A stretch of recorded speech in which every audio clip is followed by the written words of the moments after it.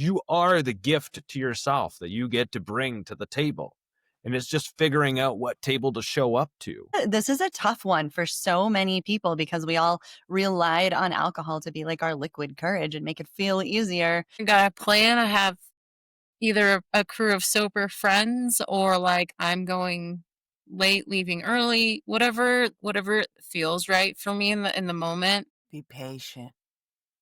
Give yourself the time to get to know yourself, and then you can get to know others.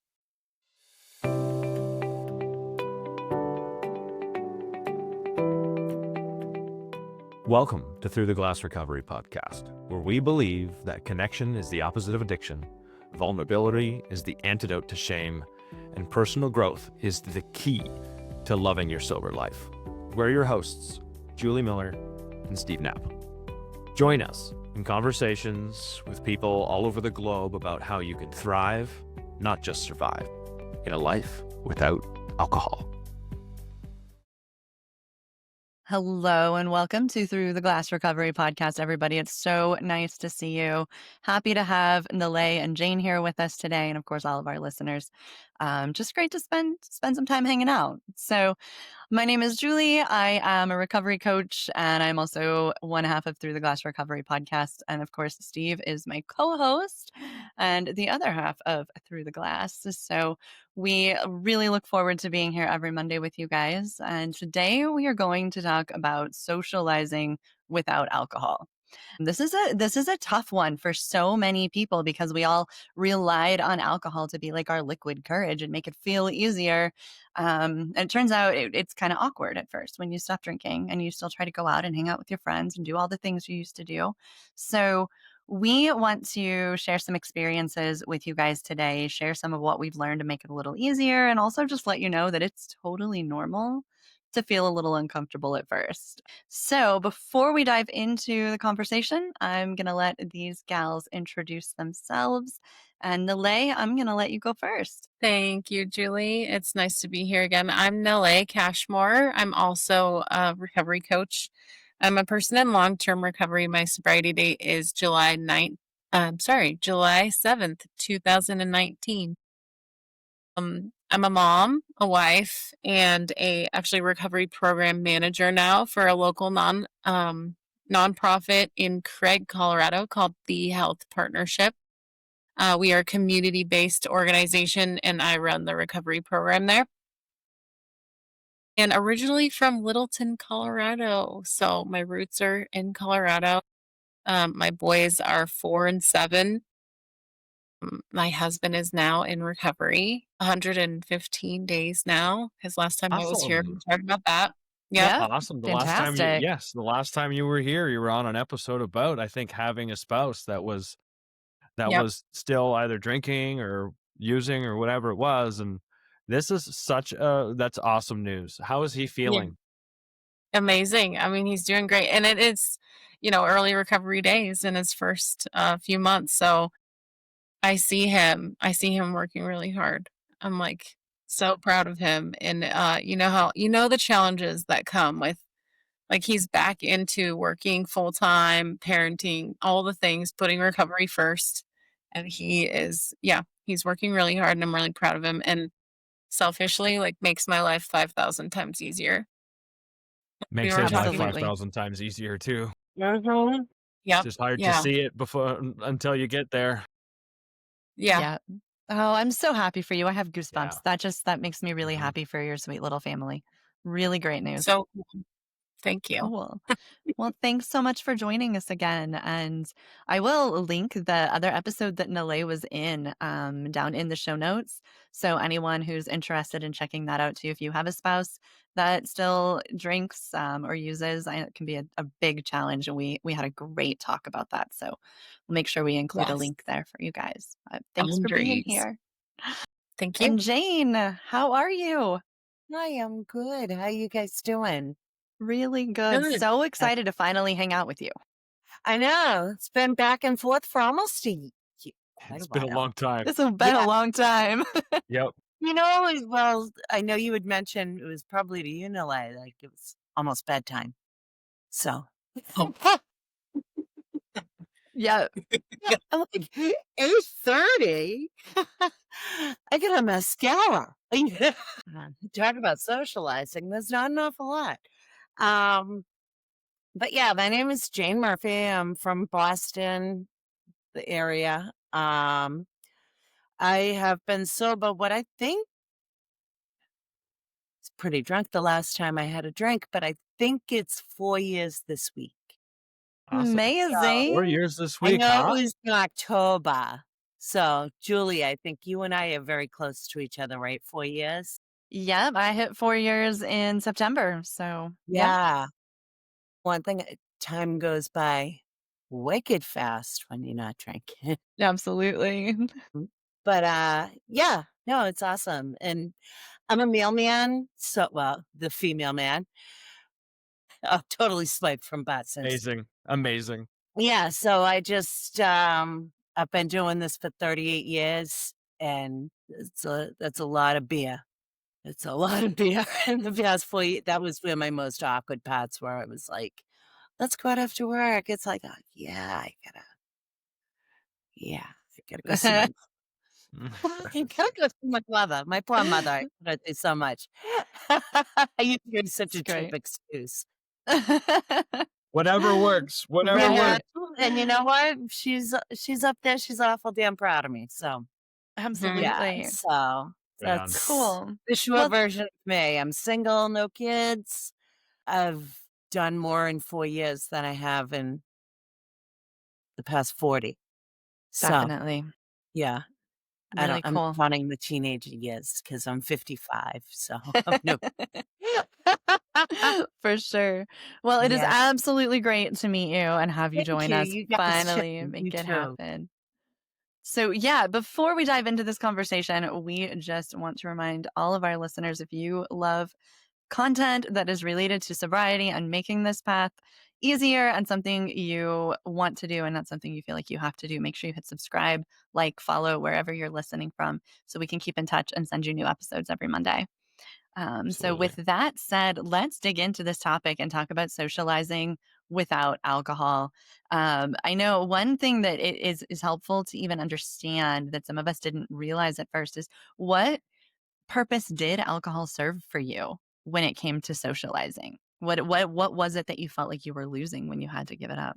I was a Every blast. So I thought. My biggest fear was being boring, Okay, and yeah, that Going was from the my life of the party to the not life of the Yeah, party. yeah, pretty much, but I find you can sneak out a lot earlier when you're driving. right, When you're the wheelman, you say it's time to go. But, absolutely. yeah, it's way different, and it took a while, but, Uh-huh. you know,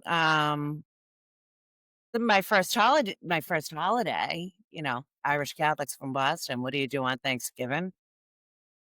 yeah. Turkey's just gets in Just the on This the is way. side. it's Yeah, the side part. The centerpiece. right. But my first holiday was Thanksgiving, and ironically, I wound up getting in an argument with my sister, who was like, "You've been drinking all day." I'm like, "Tee hee hee." No, no. Yeah, so Mhm, the non-alcohol beer saved me because nobody mhm. knows. Everybody else is drinking, nobody else cares about you. They're not paying attention, to you, Mhm. Like, we used to think that people were paying attention to us. right? But Yeah. nobody notices the double zero if you're holding a beer. I get 13 of them in the fridge, Right. just in case. And some people don't believe that that's okay.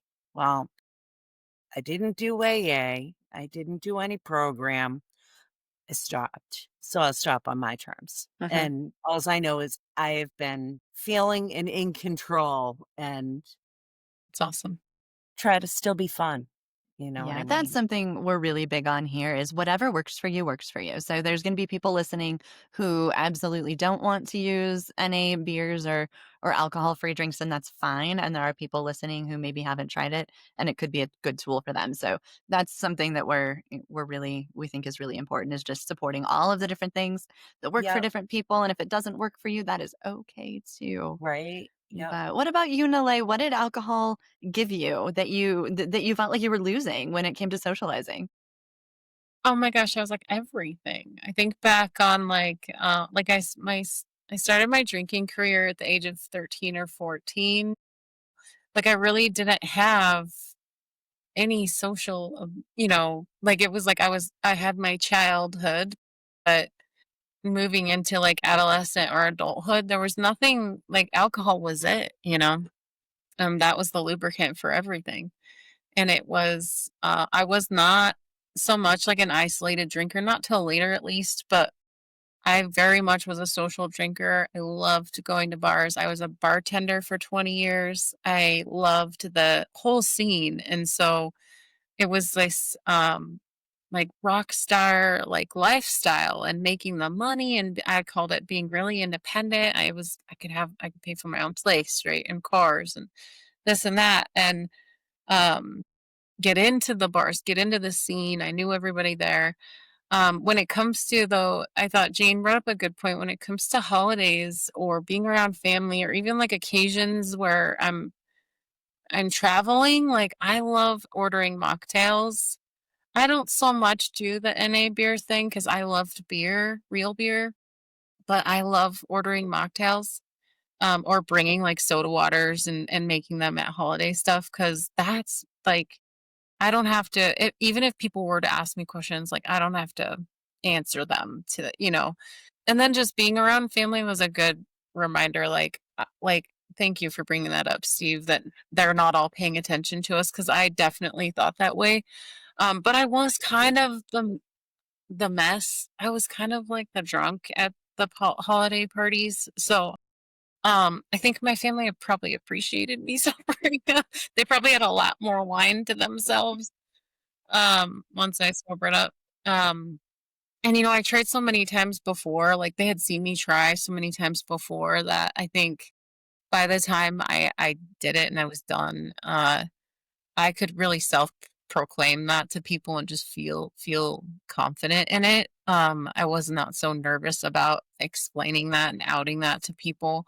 But I do see where like I had those times in my life where I was very much like, how do I even tell these people and the family and the friends like that I don't drink anymore? Like they're not even gonna like this is what we do.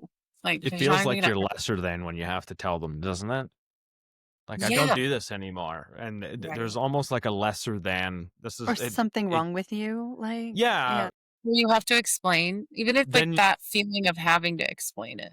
mhm, But of then you have the course. people who are like, oh, look at Fancy Pants. She doesn't drink anymore. Isn't she special? Yeah. How Right. sad, you know? Get you There's from your high heels. I've heard you that from get Yeah. all sorts Uh-huh. when you quit drinking, and you get the people that try and like bring you down like that, the fancy pants people. Of course, they probably have a drink in their hand when they're doing it. Talk about exposing someone who probably already has a drinking problem. Because they want you to drink with them. I know I did the same thing. I was that guy. Yeah, I was that I person that remember if feeling somebody wasn't complex. drinking, I would be like, "What's wrong with you, dude?" Like, Right. seriously. I remember saying, "Can't trust a person who won't have a drink with you." That was my excuse. Mhm. Mhm. And that was literally a saying that I had until I Yeah. quit. Well, if you're a chick in your 30s and you weren't drinking, you were either having a problem, you had a problem, or you're pregnant. Yeah. You're "Oh my pregnant. god, are you That's pregnant?" that's Yeah, it's like Right. like, a "Oh, I'm common eating feta woman thing, cheese. It's right? blue Big cheese," time. you know? And Yeah. then when you did order a ginger ale or whatever, you'd be like, throw a lime in there or something just to make it look. But then they give you a glass this big with the silly straw. It's like, I'm not. Right. You get, like, the plastic cup with the lid on it? Shirley Temples. Shirley Temples. Yeah, but like put it in a whiskey glass. I'll look Fit So right in. I actually have heard several people that will order like a Diet Coke in a wine glass at a restaurant. And I think that's awesome because it totally, like, first of all, it feels special, right? And second, it just makes you fit in a little bit better. And I love not fitting in now. I love being the person that doesn't drink. Like, I'll own it. But in Yeah. those early days, feeling like the outsider that just isn't normal is so uncomfortable. And there are little things you can do to just feel like you're still a part of it and keep people from noticing. And I think that's totally okay. In the early days, if you're not comfortable, blasting your decision to quit drinking to everybody, there definitely take the steps to make it feel a little easier. And So, it's all just the show. And, Yeah. it's the same thing as when I was 17. That was the show, except I I was mean, drinking. Mhm. Now I mean, now the show is, yeah, I'm gonna pretend I am, Yeah, right. and if nobody questions it or anything, because again, nobody cares. Maybe it's because no, I'm older, you know what I mean? 55, nobody cares. I don't think people care as much as we think they do. Oh, because we're not The that important in the grand the scheme of mo things. Yeah. I'm That right like, there. Yeah, I'm not near gross. as special as I think I am, Yeah, plain and simple, precisely. Yeah. right? Mm. There's a Shinedown song that's called "Special," and Yep. it's amazing, and it's one of my favorite Shinedown songs because it literally calls you out on that. Right. But, like, drinking m when I drank, I felt like I could slowly ease my way into fitting into whatever the crowd was that I was hanging out with. I was just like anybody else for the most part. My inhibitions went away, at least to a point where I felt comfortable in my surroundings, where I could go and be a little bit loud and be a little bit fun and say the edgy thing, and it kept me comfortable in my uncomfortable situations. And so when I Mhm. took that and when I removed that from my life, things felt uncomfortable. Right. And a lot of the times was because I was not used to being in that same environment without being under the influence. So now I was getting to experience life the way I should have been experiencing life beforehand. I don't have anything blinding me to these things. So I don't feel like I'm near as fun because I've moved inward a little bit because now I'm trying to just observe what the heck is going on. Like And so I learn how to moved be a inward. human again. Mhm. Yeah, and so I moved inward, especially early on. I moved inward. I kind of separated myself a little bit to observe and interact, and I didn't know how to interact anymore. Not in a way that was sober. So, like, how do I speak up when I don't have liquid courage? How do I voice my opinion when I don't have liquid? I have to find the courage. I have to find my courage. I have to find what was inside of me to say, okay, this is important enough to you that it's time to say something. And then deal with the consequences of it. Because if I was drunk, I didn't have to deal with the consequences of it. That was a tomorrow me's problem, just like the hangover was. Well, to bring that all back, and sure, the anxiety and everything else kind of like comes along with it. But over time, because me, like probably everyone else, I wanted to be able to get back to that version of me at some point. It didn't happen fast. It was not a quick process. It was a slow process of me figuring out what the language was going to look like and what the courage was going to look like to be kind of the person that I wanted to be. Now, I'll still feel that anxiety when I'm the louder version of me, but I'll still go and ask the question. I'll go and do the thing. I'm still I'm that outgoing version of me that I used to be, but now it's authentic. Now it's part of who I am, and I don't have to go, what do I need to take here? Here's a story. I So, like that a lot. Steve, I was just thinking, like, I felt like I was talking to my husband about this last night, actually. Like, I felt like I was like birthed into, like, at the time when I got sober, my first son was a year and a half, and Ryan and I weren't married yet, but we were pretty much married, and like had all these responsibilities and sobered up, and started when I was 14. So here I was, like, with a 14-year-old mindset, basically, and a parent and a wife, and all these things. And sometimes I'm like, what, who was I before?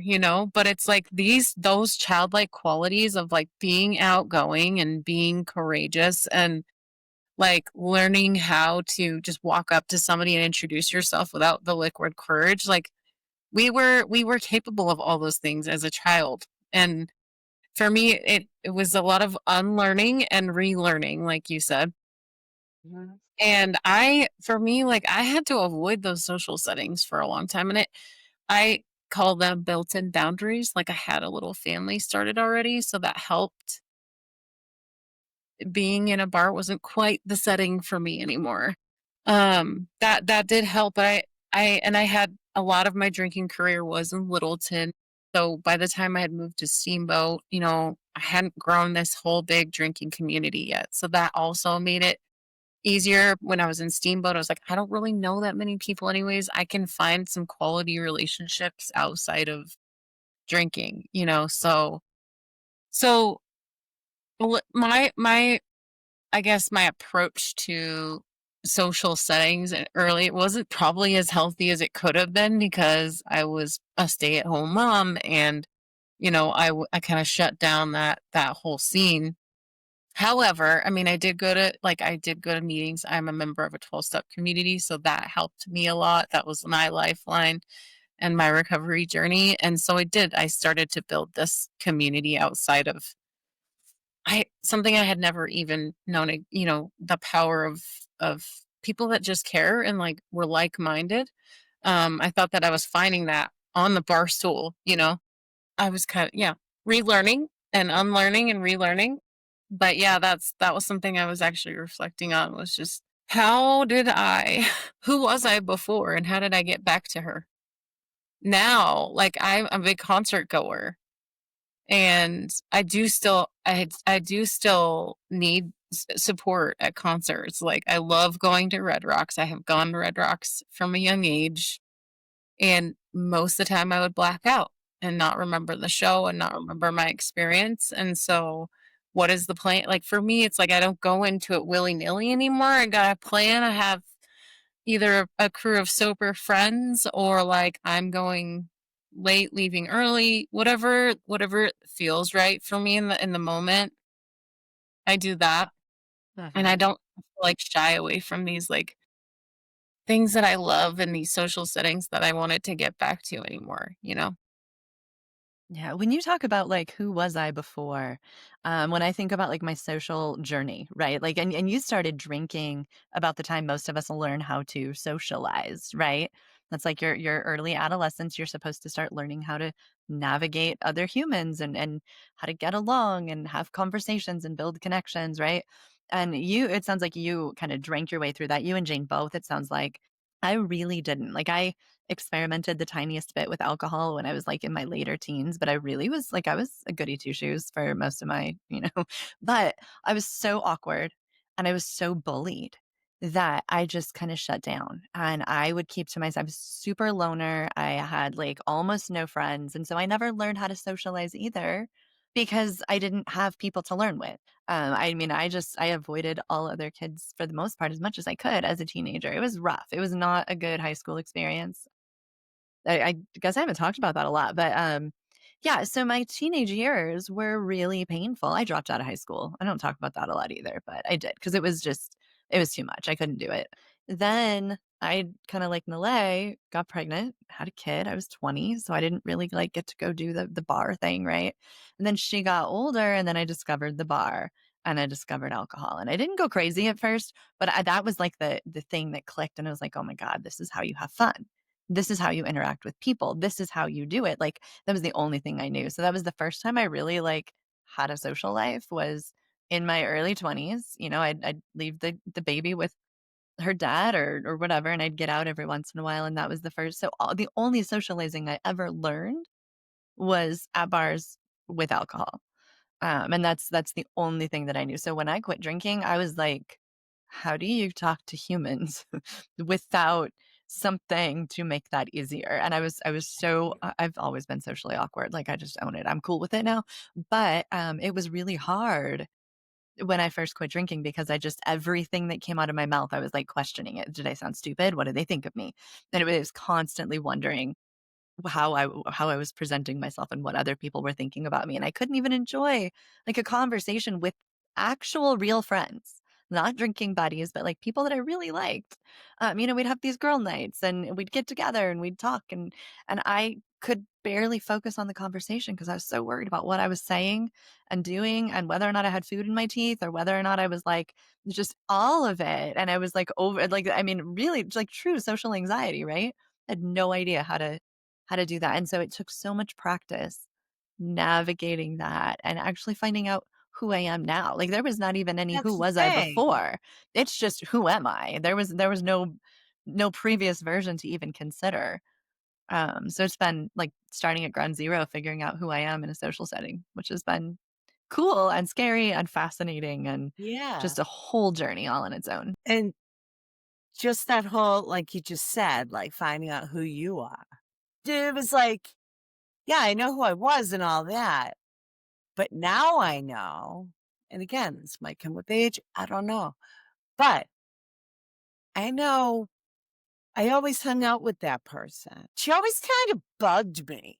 Now I couldn't be bothered. Right. And I think about it and I'm like, you know what? I really don't care.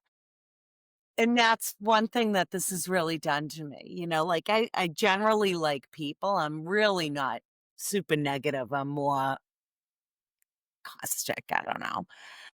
Like there's so few people on this planet that I like, and I can't even make the time for them. Like we just can't make our schedules meld between friends and I was in a wicked long relationship for 12 years and I just couldn't do it. Like I just needed to be with me. And I literally probably didn't leave the house unless I really had to for like a year.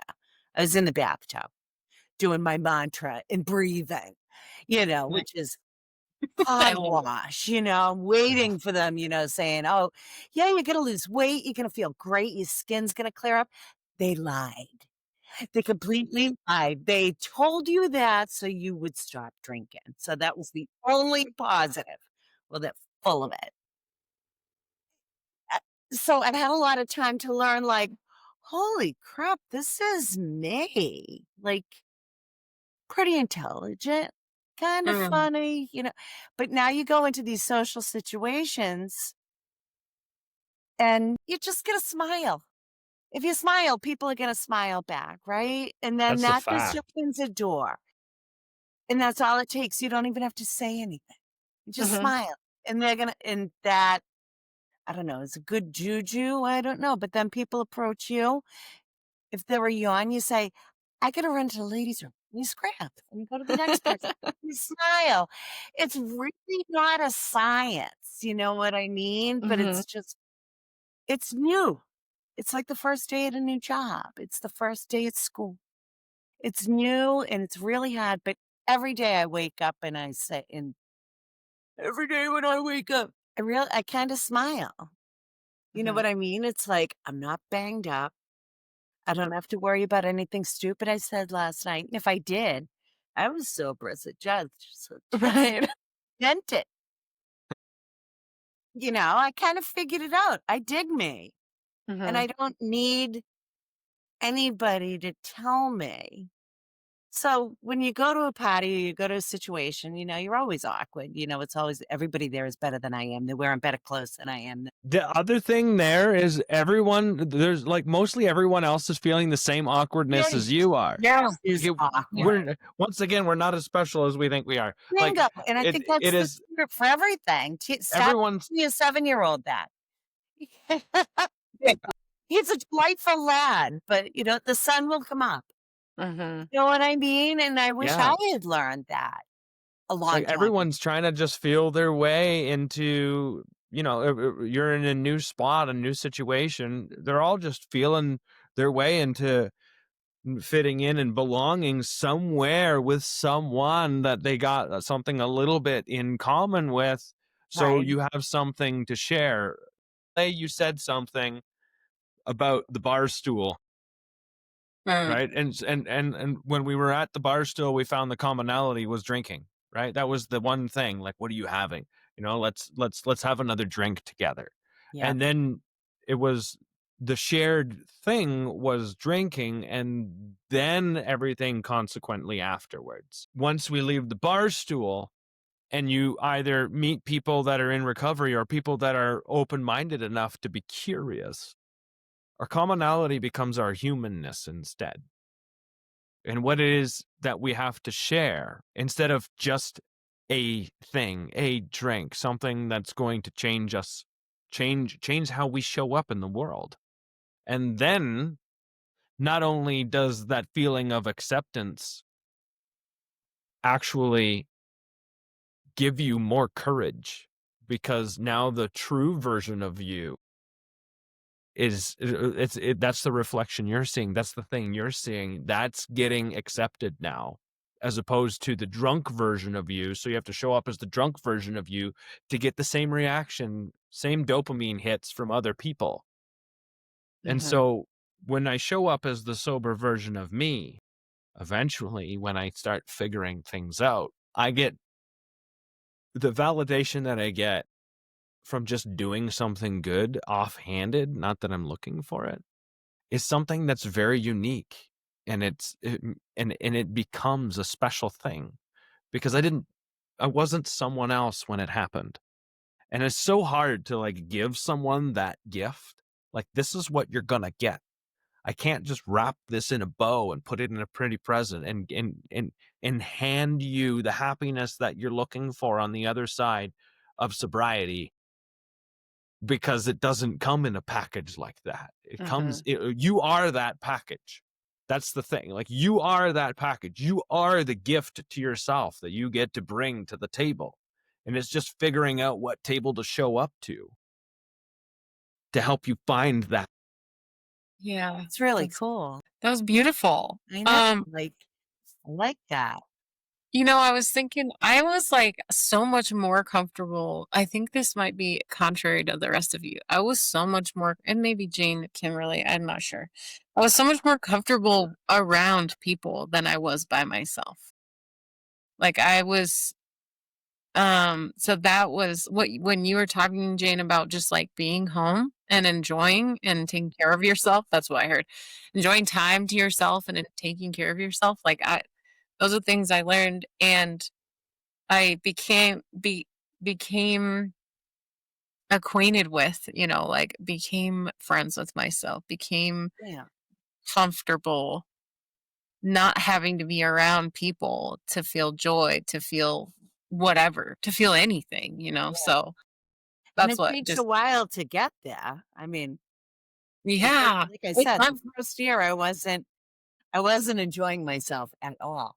Mm-hmm. Right. You know, So you push through, and then all of a sudden one day you say, you know, oh wow, that book was fucking good. Good night. yeah. Like I Sleep love good. washing my face and brushing my teeth and getting in Right? bed. Yeah. Like if I can do that, that's actually like a pretty It- solid day. right. It looks so different now. Yeah. So I know, like, we've talked a little bit about, we used to hang out at bars, we used to hang out, all the different places where we were drinking. And the way you talked about now going to concerts. What else do sober people do to socialize and actually have fun? Because speaking for myself, if I'm going to a party with a bunch of people, friends, whatever, and the main focus is just drinking, and there's not really anything else happening, it's not fun. I don't enjoy myself. That's not where I want to be hanging out and spending time. It's okay for I don't mind, it doesn't bother me to go somewhere and other people are drinking. It's not an issue, but I don't just wanna sit around and watch other people get drunk. So, what do super people do to socialize? Where do we go and have fun and meet people and hang out with people and actually enjoy it? What does that look like in your lives? So I'm going to tell a story here Okay. because it's a fun story. And also, if you want to feel a hell of a high, this is a great way to do it.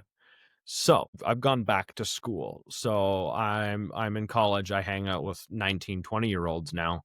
And I'm also a member of the accounting club at the school. And we just went to the Front Range, so in Denver, to go to and meet three accounting firms. Anyways, when we finished dinner, we walked past a karaoke bar, and we all ended up going into the karaoke bar and doing something fun. I mean, we picked some songs and we sang karaoke. I was the only one out of everyone. I didn't realize this until later, but I was the only one out of the entire accounting club, and there was 18 of us, 17 of us that decided to sing a song solo. And that shit terrifies the crap out of me. Anyways, what I'm getting at is there was a couple of students that were plenty old enough that ordered some shots because that was their liquid courage to get up on stage. It's not an option for me. That's not something I do anymore. But I got to observe those people attempting their liquid courage to get up there on stage. And then it was my turn. My anxiety was through the fucking roof. I'm literally basically vibrating at this point, and I'm 3 songs away. I'm so scared of what everyone. I'm fairly new to the club. I'm terrified of what everyone's gonna think. I'm terrified of butchering the song. I'm terrified of whatever. And eventually, it just becomes your turn, and you have to get up there, and you're gonna. It's either bail on it or you get up there and sing, and give it a try. So I get up there, I grab the microphone, and like I try and ignore them because it's way easier. And I'm partway through the song, and like they start cheering and they start clapping, and I start relaxing, and then there's partway through I start having fun. I start enjoying myself. By the time I'm done, by the time I finish that song, the adrenaline rush from getting up there and doing that, like I was jacked for the next 3 hours, right? And also like you're just proud of yourself for overcoming the fear of all the rest of the bullshit that your mind. I'm just texting Julie like, what the fuck am I doing? Blah blah blah blah blah. Like this is bullshit, right? And she's like, I've just go up seen and have Steve fun. sing karaoke before, and he freaks out every time, Absolutely, which is it's what I do. amazing. But like, What'd you say? What was the song? I sung "Under the Bridge" by Red Hot Chili Peppers. It's fun. And if you want to see it, you can actually go to CMU Accounting Club on Instagram. Gosh, is it on your Instagram? It is on their Amazing. Instagram page. Not an easy song to sing either. I sang that song solo. The girls sang a song by Journey, and 5 or 6 guys, including the professor, we all sung a Backstreet Boys song. It's all there on Instagram, CMU Accounting Club, if you want to see. I want to know why I didn't know it was on Instagram. How did you I don't know forget how you to didn't tell know me either. that? It's still embarrassing anyways, kind of. Like, I mean, I did the thing. I don't want you don't have to. That's it. You don't have to go watch it. The adrenaline rush is a thing, and I think it's actually so a really real. important part of sobriety. I think that there was a certain adrenaline rush that a lot of us liked when we felt like we were getting away with something when we were drinking, right? And I've talked to so many people who actually kind of miss that feeling, like and that's the adrenaline where you're sneaking it or whatever. And I think there's a lot of value actually in finding things that give you that adrenaline rush when you are sober. I think karaoke is a freaking awesome. When you're not drinking, that is a cheap adrenaline rush. Like, it is. You know, is. You order 1 Coke from the bar, it'll last you all night. It's a great time. And then for me, like some of the social stuff I like is the outdoorsy paddleboarding, or, we did the Via Ferrata. That was amazing for adrenaline. Climbing mountains, like some of that stuff is super cool to do with friends. And you can't drink and do it successfully or safely. And also you get like the adrenaline on top of it. So that's been a big one for me, is some of the outdoors things. There are groups on Facebook. There are groups of people, especially if you like getting outdoors or going for a walk. It takes some effort A lot out on there. your part to find a group to get involved with Right. and experience the awkwardness that comes along with meeting new people, especially when they know each other too. But also, that's where the reward comes from. That's where you get to share the experience. That's where you get to learn stuff about other people. And I don't know, there's lots of groups and stuff out there that I think that are fairly easy to find to go and put yourself out there. It's just the fear Yeah, that's a Right. good of point. like, That I would say, yeah, like, for anyone thinking about who's listening, who's thinking about doing these things that might not know how to quite breach that, yet it's for me what worked and what I've seen, like what we encourage people at our program, because we do host sober events in our area, like to find someone that you kind of have built a little bit of a rapport with that would be willing to go with you and walk alongside you. Um, Literally and figuratively. Mm-hmm. yep, yeah. And it took that for me. And it takes that for a lot of people.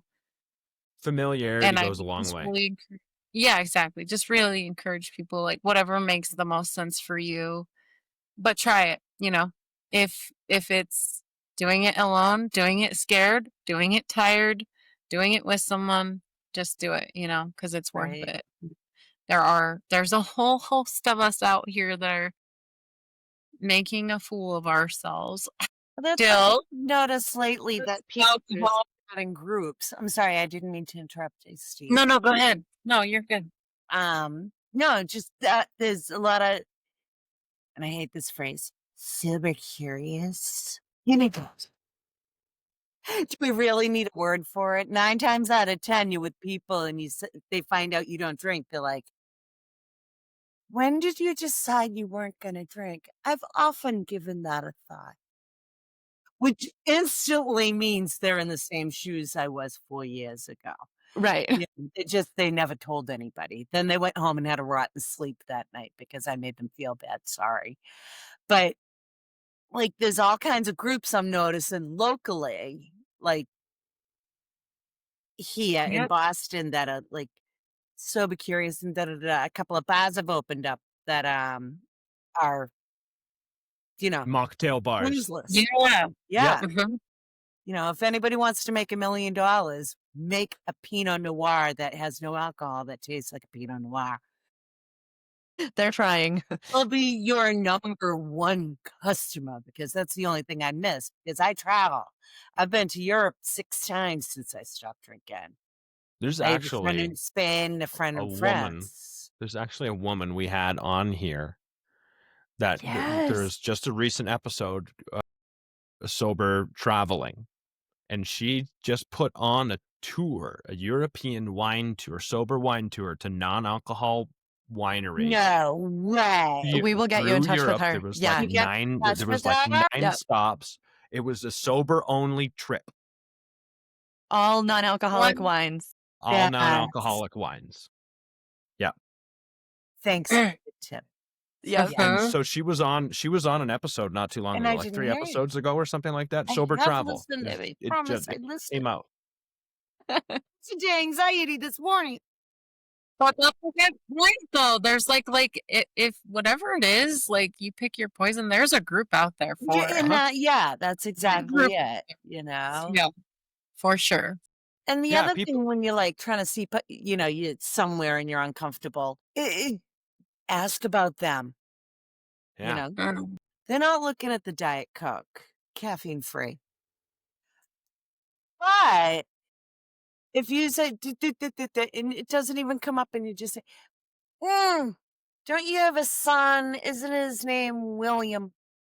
And they say, oh my God, I can't believe you remembered. Yeah, he's doing great. He just had his first communion and Mm-hmm.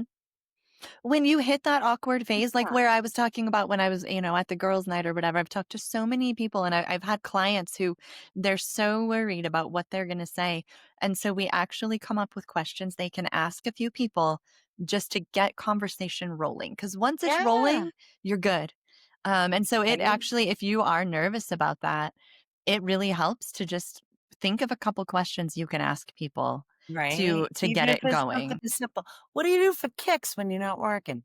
Just make it Yeah. sound like Yeah. you're I like that just too. bullshitting them, but you're really sincere, and they're gonna be like, "What do I do for kicks?" Well, we throw our glasses off. We hike, we do this, we do that. Me, I do not hike. I do not walk unless I'm getting paid for. I do not like that stuff because That's let me fair. tell you, when I retire in 2 years, I promise I will walk every day, but I will never wear blue again. But, like, all you gotta do is just ask people about themselves, and Mhm. somehow you can relate to it, and that makes the whole situation that much easier, and we're You're comfortable so Definitely. right about that for sure. you know? About asking people about themselves. The one question that I now keep loaded in my back pocket is, what are you passionate about? People stop and think, but Right? once they get to start sharing something that they're passionate about, they will go on and on and on and on about it because it's something that they love, and we all love hearing ourselves talk. I'm one of them. And so Guilty. y yeah, Yep. and when you get talking about something that you're passionate about, that's really when you get to learn about someone because they get right into it and they start Yeah. sharing parts of their lives with you, and then that's my, like, icebreaker now. This is something that's the one that I hold in my back pocket, is let me know what are you passionate about? I'm super curious. I love that. It's a great way to create actual space for connection, something that's real and important to someone instead of the surface stuff. I think that's really cool. Right? We are getting to a point where we probably need to wrap this up a bit. This has been so much fun, but I am going to close out and I'm going to ask you, ladies, a question. So, if somebody that's listening right now feels like they're never going to have fun with their friends without alcohol again, what would you say to them? Be patient. Give yourself the time to get to know yourself, and then you can get to know others. And chances are, they knew long before you did. And that's how I stopped. My best friend said to me, "Jane, I can't do this anymore." I said, "It'll never happen again." And I haven't had a beer since. Good for you. And that, and I was afraid she'd be bored with me. And I was afraid she didn't want to hang out because, you know, naturally she's still drinking her wine and all that. And I would never begrudge anybody there. Never, never, never, never, never.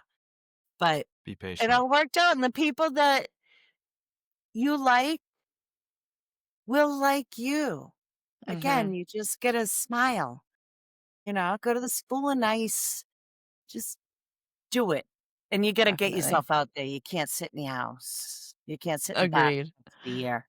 I don't Yeah. recommend it. A couple of weeks, yeah, but a Get year is outside and touch some I grass. read a lot of books in the bathtub. I've read an awful lot of books. What about you, Nile? What would you to say to someone who feels like they just can't have fun with their friends anymore without alcohol? I would say it sounds like you want something different for yourself. And if you want something different for yourself, try it. Try it scared. Try it alone. Try it with someone. Just try it.